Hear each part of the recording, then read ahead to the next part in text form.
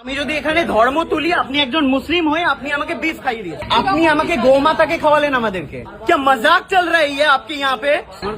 আপনি ভুল করলেন মানে আপনি জানেন আমি ব্রাহ্মণ, মটন বলে বিষ খাইয়ে দিলেন। मैटर ही नहीं है, मैं नहीं खाती हूँ। अब एक वेज इंसान को अगर चिकन खिला दो वही मैटर है। क्या ऑर्डर दिया था? मटन स्टिक बोला था, अभी दिया मटन स्टिक। उन्होंने देके गया बीफ स्टिक, हमने खा भी लिया बीफ स्टिक। अब बोल रहे ये है आपका मटन स्टिक, और देने पे एक इंसान बोल के क्यों नहीं गया कि बीफ स्टिक है? कोलकाता में आप लोग बिजनेस कर रहे हो। की नाम আপনাদের রেস্টুরেন্টের কি নাম? অলিপাব। কি করব বলুন, এটা আপনি আমাকে খাইয়ে দিয়েছেন।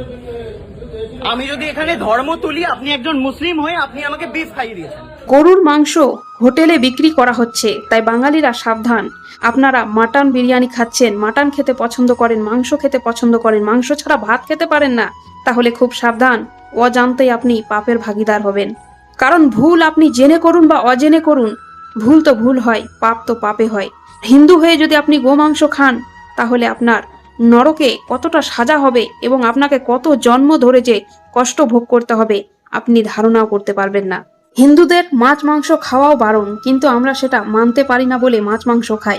কিন্তু হোটেলে গিয়ে আপনি যদি এই রকম মাংস খেয়ে নেন আর পরে জানতে পারেন যে আপনাকে গোমাংস খাওয়ানো হয়েছে, তাহলে আপনার মনে কতটা আঘাত লাগবে এবং আপনি নিজেকে কখনোই ক্ষমা করতে পারবেন না। তাই বাঙালিদেরকে এই জিনিসটি নিয়ে অবশ্যই তদন্ত নেওয়া উচিত এবং এই অন্যায়গুলো বন্ধ করা উচিত, নয়তো অজান্তে হিন্দুরা পাপের ভাগীদার হবে।